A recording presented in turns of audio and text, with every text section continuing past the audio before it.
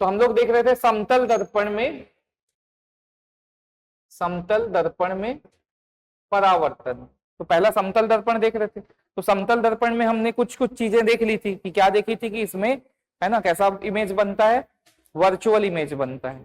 ठीक है, सभी इंग्लिश मीडियम वाले हैं, आप हिंदी हैं, आप दोनों इंग्लिश है, दो हिंदी हैं, चलिए ठीक है ना, बोल दूंगा, नहीं सब इंग्लिश में होते तो अच्छा रहता है ना मेरे लिए, ठीक है, या सब हिंदी रहते तो अच्छा रहता।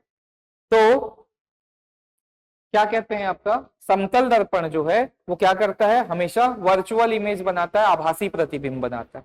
ठीक है, हमेशा किस टाइप का प्रतिबिंब बनाता है, सीधा बनाता है, इरेक्टेड बनाता है। ठीक है, और इसको स्क्रीन पे ऑब्टेन नहीं किया जा सकता। ठीक है, जो आभासी बनता है, वर्चुअल बनता है, उसको हम स्क्रीन पे ऑब्टेन नहीं कर सकते। ठीक है, तो दर्पण जैसे है एक ऐसा, और ये ऑब्जेक्ट था हमारे पास कुछ यहां पे रखा हुआ। ठीक है, यहां से एक सीधा जो जाएगा लाइट रे, वो वापस टकरा के इधर वापस निकल जाएगा। ठीक, तो इसका हमारे पास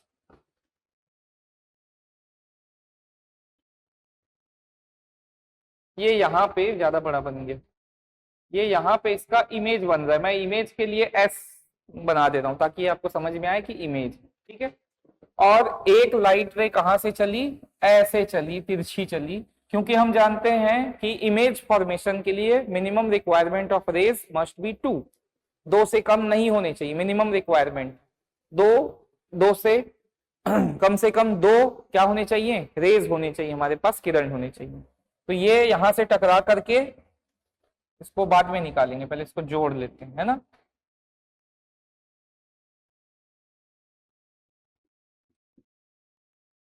ये ऐसा, और ये जो है टकरा करके ये ऐसा वापस आ जाए। ठीक है, आप लोग भी ऐसे किया कीजिए प्रैक्टिस, है ना, कि इसको पहले जोड़ लिया कीजिए, उसके बाद इसके अकॉर्डिंगली किया कीजिए, क्योंकि मेंस में इतना समय नहीं रहेगा कि स्केल यूज कर पाए, आप ये कर पाए, है ना, समय बहुत कम रहता है ना, लगता है 3 घंटा लेकिन बहुत कम रहता है, तो आप लोग स्केल यूज नहीं कर पाएंगे, फ्री हैंड से ही सीधा बनाने की कोशिश किया कीजिए। ठीक है, प्रैक्टिस अभी से करते रहेंगे, हो जाएगा, है ना। तो अगर मान लेते हैं कि ये वस्तु है ना, ऑब्जेक्ट जो है वस्तु, और ये हो गया इमेज, वस्तु और उसका प्रतिबिंब, इसकी दूरी अगर u है, कहां से कहां, दर्पण से ऑब्जेक्ट की दूरी, मिरर से ऑब्जेक्ट की दूरी, है ना, ये m, ये m डैश, मिरर। ठीक तो और दर्पण से जो वस्तु की प्रतिबिंब की दूरी है, इमेज और मिरर का डिस्टेंस अगर v है ना, तो ये दोनों दूरियां हमेशा क्या होंगी, बराबर होंगी, है ना। किसके लिए, मिरर के लिए, पहला हमने देख लिया था, ये दूसरा है, मान लीजिए कि इनका डिस्टेंस हमेशा सेम हो। ठीक है पहला क्या था हमारे पास, इरेक्ट इमेज मिला एंड वर्चुअल मिला, कल लिख चुके थे, है ना। दूसरा क्या हो जाएगा, अगर इसके बीच का डिस्टेंस अगर u है ना, और इसके बीच का डिस्टेंस अगर v है, ठीक है, तो इन दोनों डिस्टेंस का जो डिस्टेंस रहेंगे ये आपस में क्या रहेंगे, इक्वल रहेंगे। ठीक, अब ऑब्जेक्ट और इमेज का डिस्टेंस क्या हो जाएगा, डिस्टेंस बिटवीन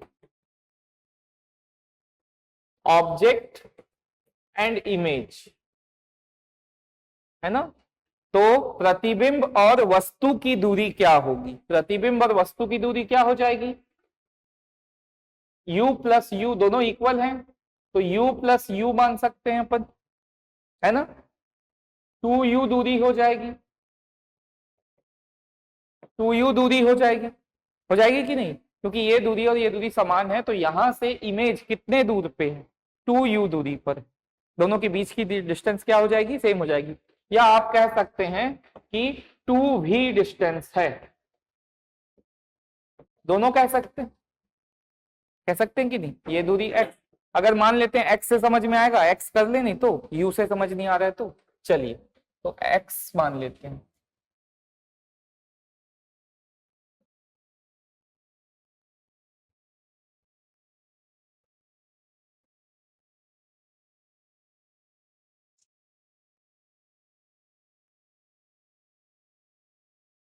चलिए इसको मैंने x डिस्टेंस कहा, ठीक, इसको मैंने y डिस्टेंस कहा, ठीक, मतलब हमने x डिस्टेंस किसको कहा, x is equal to distance between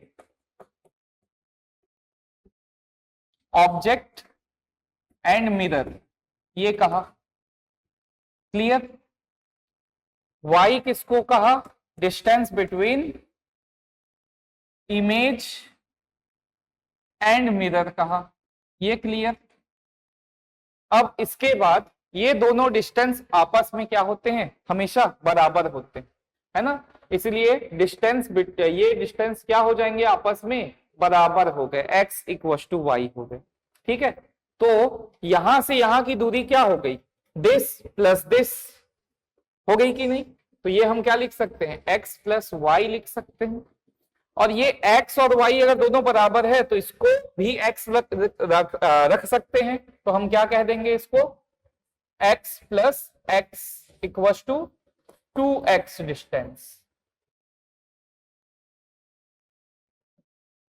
ठीक, या y और इधर का भी y है तो ये y प्लस वाई क्या हो गया हमारे पास, 2y डिस्टेंस।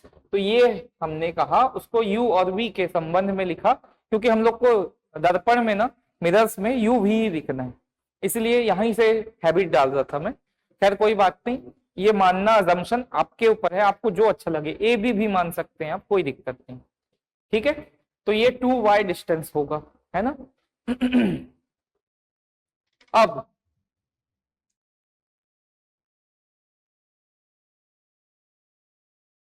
ये तीसरा पॉइंट, अब हमारे पास क्या हो जाएगा, तीसरा पॉइंट, है ना। ये हो रहा है, हम क्या पढ़ रहे हैं, नेचर ऑफ द इमेज, है ना, which is placed in front of mirror, ठीक है।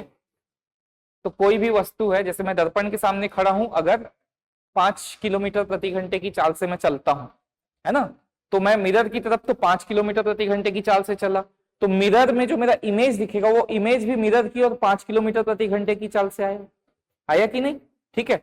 तो मैं क्या कहूंगा कि मेरे और मेरे इमेज के इन दोनों के बीच का, है ना, मोशन कितना हुआ, कितना स्पीड हुआ, तो मेरा अगर 5 हुआ तो उसका भी 5 हुआ, तो हम दोनों एक दूसरे की ओर 10 किलोमीटर की चाल से आ रहे हैं, आ रहे हैं कि नहीं, ये हो जाएगा हमारा अगला पॉइंट, है ना। जैसे आप बस में, आप स्कूटी में जा रहे हैं, समझ लीजिए, है ना, आप 60 की स्पीड में क्या कर रहे हैं, स्कूटी चला रहे हैं, है ना। एक बाइक वाला, ठीक है, वो सामने से आ रहा है 60 की स्पीड से, ठीक, तो 60 की स्पीड से वो भी आ रहा है। जब आप एक दूसरे को क्रॉस करेंगे, क्योंकि दोनों की गाड़ी का लेंथ सेम रहेगा लगभग, तो जब वो आपको क्रॉस करेगा तो आप पलट के बोलेंगे कितना तेज चला रहे हैं, बोलते हैं कि नहीं, मतलब यहाँ पे रिलेटिव वेलोसिटी की बात चल रही है ना। लेकिन वो भी 60 पे चला रहा है, वो भी पलट के बोला होगा आपको कि कितना तेज चला रही है, बोलता है कि नहीं। तो ये रिलेटिव वेलोसिटी अपोजिट डायरेक्शन में क्या हो जाता है, ऐड हो जाता है, और सेम डायरेक्शन में क्या हो जाता है, माइनस हो जाता है। जैसे मान लेते हैं आप 60 की स्पीड में चल रहे हैं और मैं आपको ओवरटेक मारना चाहता हूं, तो मेरे को निश्चित रूप से 60 से ज्यादा की स्पीड अचीव करनी है, तो मैं मान लेते हैं 80 की स्पीड से चल रहा हूं, तो मैं आपको किस स्पीड से ओवरटेक करूंगा, तो रेफरेंस आप रहेंगे, तो 80 माइनस 60 दैट इज 20। तो यानी कि रिलेटिव वेलोसिटी जब सेम डायरेक्शन में होता है तो क्या होता है, माइनस होता है, और रिलेटिव स्पीड जब अपोजिट डायरेक्शन में होता है तो क्या होता है, ऐड हो जाता है। इसीलिए अगर मैं यहां से दर्पण की ओर 5 किलोमीटर प्रति घंटे की चाल से चला, तो वो इमेज मेरी ओर 5 + 5 10 किलोमीटर प्रति घंटे की चाल से चला, ठीक। तो इसको अब क्या लिखेंगे हम लोग, let the speed of a ball is, अब u ले लेते हैं, u velocity towards the mirror, ठीक है, speed of the ball towards the mirror is u, है ना। दर्पण की ओर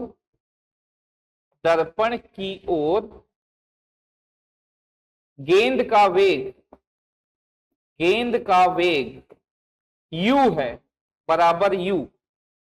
ठीक ठीक। अब गेंद के प्रतिबिंब का वेग, है ना, तो क्या लिखेंगे, दर्पण की ओर एंड, है ना, तथा दर्पण की ओर, आप लोग वाइसे वर्सा लिख लीजिए इंग्लिश में, है ना, प्रतिबिंब का, गेंद के प्रतिबिंब का, है ना, प्रतिबिंब ब्रैकेट में गेंद लिख देते हैं, गेंद का वेग क्या हो जाएगा, वो भी u हो जाएगा। ये अगर u वेग से जा रहा है तो इमेज भी दर्पण की ओर u वेग से आ रहा है ना। तो रिलेटिव को बोलते हैं प्रभावी, तो प्रभावी वेग, रिलेटिव स्पीड या वेलोसिटी, है ना, रिलेटिव वेलोसिटी, यहाँ वेग लिखा हमने तो वेलोसिटी लिखना है आप लोग को, क्या हो जाएगा, u plus u equal to 2u। आया समझ में, है ना। क्या लिखा, लेट द स्पीड की जगह वेलोसिटी कर लीजिए, velocity of the ball towards mirror is u and, हाँ, velocity of image of the ball towards mirror is v, then relative velocity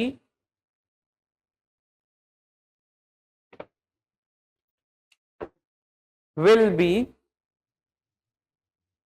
अब नीचे लिख लीजिए, relative velocity equals to u plus u that is 2u।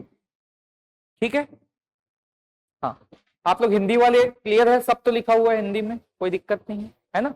अब देखिए ये u plus u 2u हो रहा है ना, तो u प्लस u 2u क्या है, कहने का मतलब मैं अगर गेंद फेंक के मारूं मिरर में, है ना, तो वो मिरर जो है, मिरर की तरफ किस वेलोसिटी से जा रहा है, u से, और वो उधर से जो आ रहा है वो किस वेलोसिटी से आ रहा है, वो भी u वेलोसिटी से आ रहा है। मतलब ये दोनों एक दूसरे की तरफ किस वेलोसिटी से जा रहे हैं, 2u वेलोसिटी से जा रहे हैं, इसी को हम कह रहे हैं रिलेटिव वेलोसिटी, है ना। तो आप यहां चाहें तो प्रभावी वेग या रिलेटिव वेलोसिटी में क्या लिख सकते हैं, velocity of the object towards image of the ball, है ना, velocity of the ball, velocity of the ball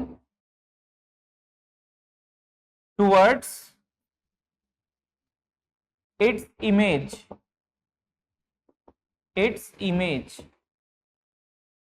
ठीक है, मतलब गेंद के प्रतिबिंब की ओर वेग, रिलेटिव वेलोसिटी में क्या लिखेंगे, है ना, यह प्रभावी या this relative velocity is the velocity of the ball towards its image, है ना। तो यह प्रभावी वेग जो है, ये दोनों वस्तु और गेंद और गेंद के प्रतिबिंब के बीच का प्रभावी वेग, आया समझ में। तो ये हो गया हमारे पास, है ना, 3 नियम। अब चौथा नियम, फोर्थ, है ना। अगर सपोज कीजिए कि मिरर में ऐसी व्यवस्था है कि इसको आप क्या कर दे सकते हैं, टिल्ट कर सकते हैं, मिरर को क्या कर सकते हैं, टिल्ट कर सकते हैं, ठीक है। यानी कि मिरर में क्या करेंगे आप, यहां से इंसिडेंट रे आया, ये आया आपका इंसिडेंट रे, है ना, और ये क्या हो गया, इस पाथ का फॉलो किया, ठीक। अगर आप क्या करते हैं, इंसिडेंट रे का पॉइंट फिक्स हो, ये लाइन फिक्स हो, मतलब सोर्स फिक्स हो, सोर्स फिक्स्ड, ठीक है, स्रोत अगर निश्चित हो तो, है ना, और मिरर को अगर आप टिल्ट करते हैं, मिरर की व्यवस्था इसलिए ऐसी बनाई गई है कि इसको आप क्या कर सकते हैं, जैसे टीवी रहता है ऐसे ऐसे सेटअप हो जाता है, पीछे का कुछ हिस्सा इस प्रकार का आता है कि उसको आप क्या है तिरछा भी कर सकते हैं। कई दुकानों में देखा है बाहर निकाल के ऐसे तिरछा कर देते हैं, टिल्ट कर देते हैं, है ना। वैसा ही अरेंजमेंट अगर करें और सोर्स अगर फिक्स हो तो लाइट सोर्स मान लेते हैं, लाइट सोर्स फिक्स है और ये मिरर है, इसको टिल्ट कर सकते हैं। तो इसको मान लेते हैं हम अगर थीटा एंगल से टिल्ट कर दिए, ये हो गया हमारे पास थीटा एंगल से टिल्ट, तो इसका जो ये रे रहेगा है ना वो क्या हो जाएगा, 2 थीटा से डिफ्लेक्ट हो जाएगा। क्या हो जाएगा, 2 थीटा से डिफ्लेक्ट हो जाएगा, मतलब ऐसा ये हो जाएगा इस बार क्या 2 थीटा, ठीक है। ये ऐसा डिफ्लेक्शन हो गया। तो हरे को हरे कलर से ही कर देते हैं ताकि आप लोग को समझ में अच्छा आएगा कि अगर मिरर अगर बैंड किया तो ये क्या हो जाएगा 2 थीटा से डिफ्लेक्ट हो जाए, मिरर को अगर मोड़ा हमने, ठीक है। जैसे कई बार करते हैं ना हम लोग कि लाइट सोर्स तो ये फिक्स है, सूरज जैसे सुबह के समय में हम क्या करते थे जब छोटे थे, है ना, तो हम लोग का स्कूल क्या है 10 बजे के आसपास का था, 10:30 से रहता था। तो 10:30 बजे ठंड के समय में नहाने के बाद धूप में बैठ के तेल लगाते थे, है ना। तो धूप में बैठ के तेल लगाते थे, दर्पण वर्पण सब लेके जाते थे बाहर, वहीं कंघी कर रहे हैं वहीं सब कर रहे हैं, ठीक। तो सामने घर में दोस्त रहता था, उसको इशारा करना रहता था हमको, ठीक है, कि भाई मैं रेडी हो गया हूँ, या मैं अभी कंघी कर रहा हूँ बाहर, मतलब मेरा रेडी होना पूरा हो गया है, अब तुम भी रेडी हो जाओ, चलो चलें फिर स्कूल एक साथ, है ना। तो क्या करते थे, सोर्स सन जो है वो फिक्स है, उसको टिल्ट करते थे मिरर को, तो क्या होता था जो रोशनी आती थी वो रिफ्लेक्ट होके वहां तक जाती थी। अब अगर मान लेते हैं कि उसके खिड़की अंदर है, घर के बाहर से उधर से सिग्नल नहीं आया, तो उसको टिल्ट करके ना खिड़की से अंदर, घर के अंदर, कमरे के अंदर, घर के अंदर ना उस रोशनी को पहुंचाना रहता था। तो अगर मान लेते हैं उस समय मैंने अगर थीटा एंगल से घुमाया, इसको इतना ही घुमाता हूं, तो पहले जहां रोशनी जा रही थी उससे 2 थीटा घूम के जाएगी। आया समझ में, दर्पण को मैंने बस इतना घुमाया, लेकिन जो रेस आ रही थी वो फिक्स थी, इधर से आई, अब ये जो पहले यहां जा रही थी ये 2 थीटा से घूम गई अब।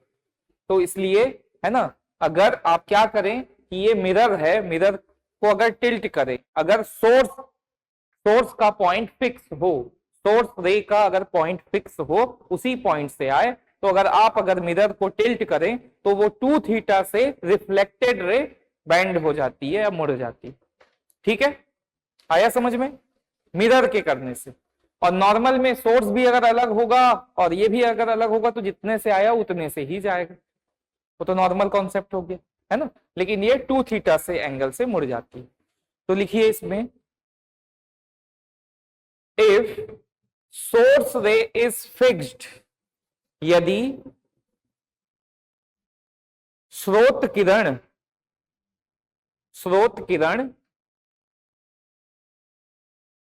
फिक्स्ड को क्या बोलते हैं, स्थिर हो, है ना। तो तथा यदि, and if mirror is tilted by theta angle,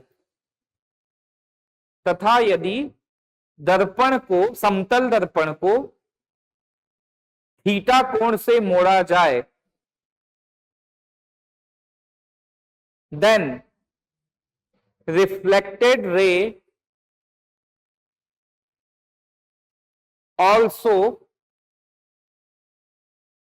tilt with 2 theta angle after reflection, tilt with 2 theta angle after reflection। तो परावर्तित किरण परावर्तन के पश्चात 2 थीटा कोण से घूम जाएगी। सभी ने लिख लिया? चलिए, तो ये हो गया समतल दर्पण खत्म, ठीक है। अगर आप चाहते हैं अपने कैरियर को एक नई दिशा देना और सुनहरे भविष्य को साकार करना, तो जुड़िए कंपटीशन कम्युनिटी के साथ। आज ही हमारे वेबसाइट के कैरियर पेज पर विजिट करें अथवा डिस्क्रिप्शन बॉक्स पर दिए गए लिंक पर क्लिक करें। हमेशा आपके साथ टीम कोको।